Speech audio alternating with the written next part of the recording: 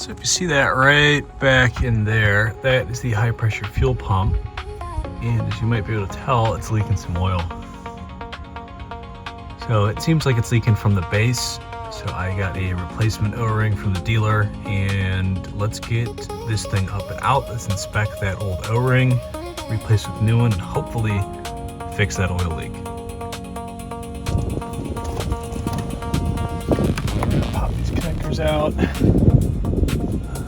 Looks like we got two either 9 or 10 millimeter bolts. Doesn't look too bad. That's another hard line. That's okay.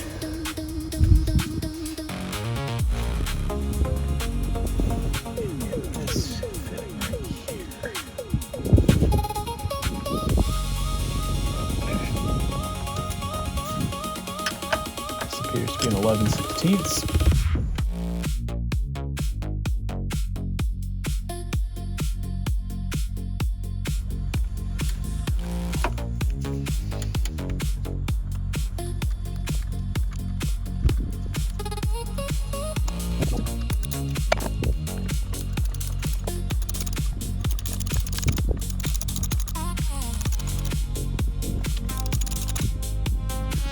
It looks like that O-ring right here has catastrophically failed. You can see it smashed down in there. So that is confirming where in fact we were leaking oil from. So let's get that new O-ring, prep the surfaces, and get ready to put this back on. So we pulled that old O-ring off. This thing looks clean and ready to go. I'm gonna clean that surface. Apply our new O-ring with the proper amount of oil on it just so it stays healthy. Here's our part we're throwing in there. Take this out, cover it in oil, plop it on the high pressure fuel pump, and in she goes. Let's get our fuel pump. So this does look a lot smaller than the one that was in there, but maybe it's just because it hasn't gone through all those heat cycles, but it seems to hold on all right. So let's get her in.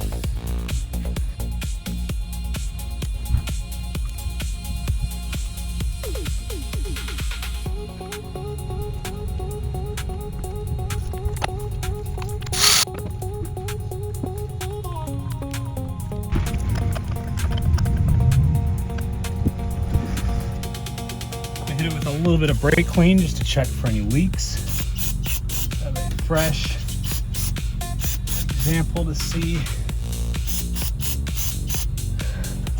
So now let's fire it up, take it for a drive, and check back.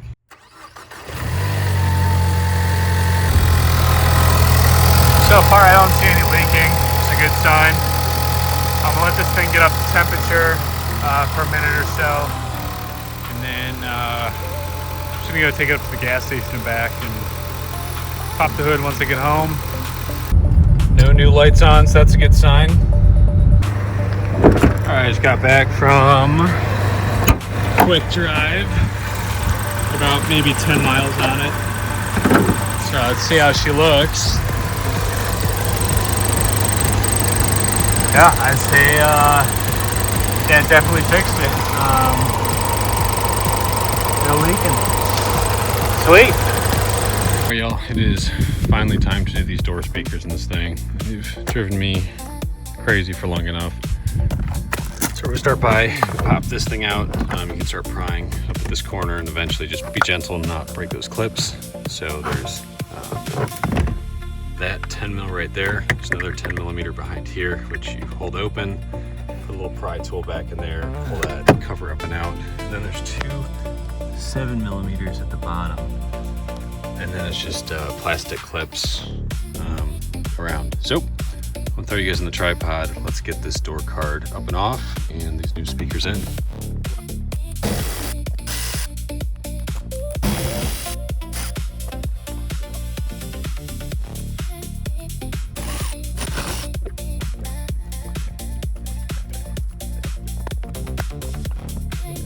Now if you look here,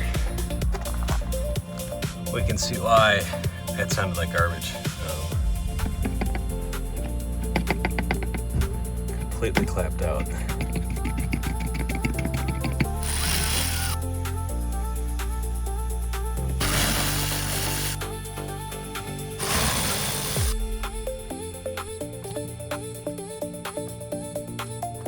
Alright, so here are the speakers I went with. These seem to have enough clearance to fit the door properly. So you do also need these adapter rings when running beyond speakers. So basically these allow you to mount regular standard speakers in these doors.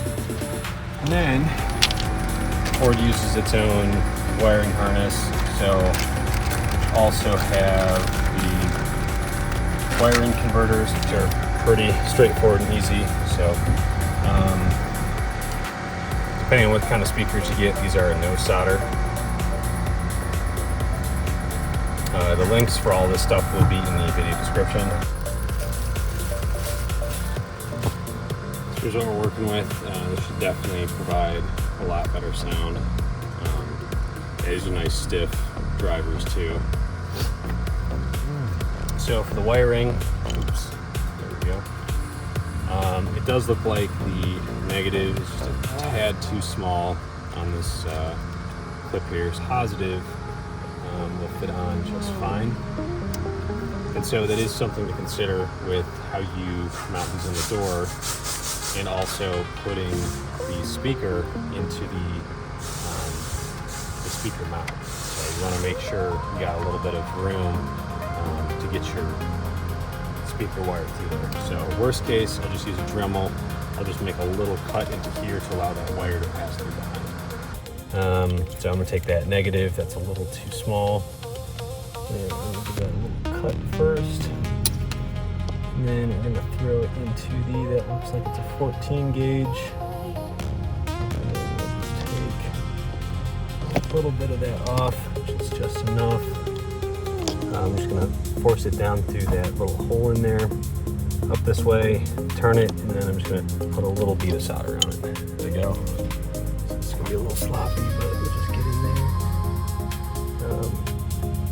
Yeah, it doesn't really matter, just have to be on.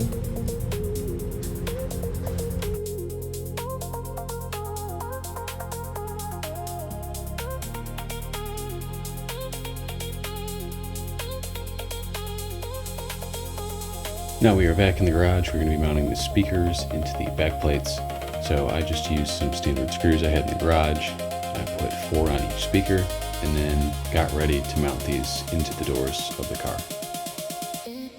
So we got our speakers mounted. For these ones, it wanted the solid piece at the back and the grooves in the front, which is fine. Something you do want to be mindful about is location of these holes, so you don't put your connector wire too far away. So it looks like the factory screws are not going to be long enough, so I'm going to go grab some from the garage and get ready for that reinstall.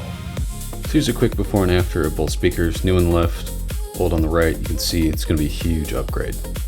So just like pulling the door apart, we're going to do the same procedure but in reverse. We're going to mount the speaker into the door first. We're going to quickly test to make sure everything is correct. So just jump in the car, play some music through it just before you put the whole door panel back on. Otherwise, if there is something wrong, you have to take it all apart again just to figure it out. So pretty easy to put the door card back on. Probably some of the easiest door panels I have removed on cars. But once everything is back into place, we will head on over to the passenger side and do the exact same procedure.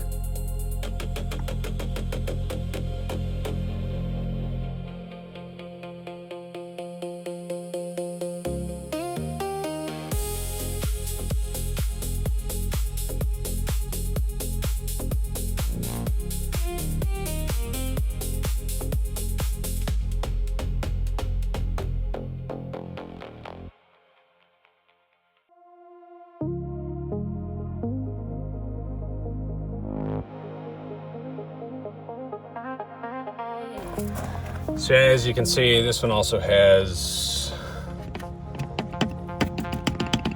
no surround. See a little chunk of it right here. It looks like the rest of it all but disintegrated. Fun.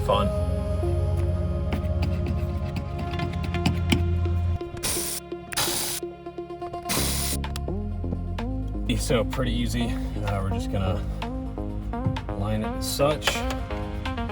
Start to throw our screws in there.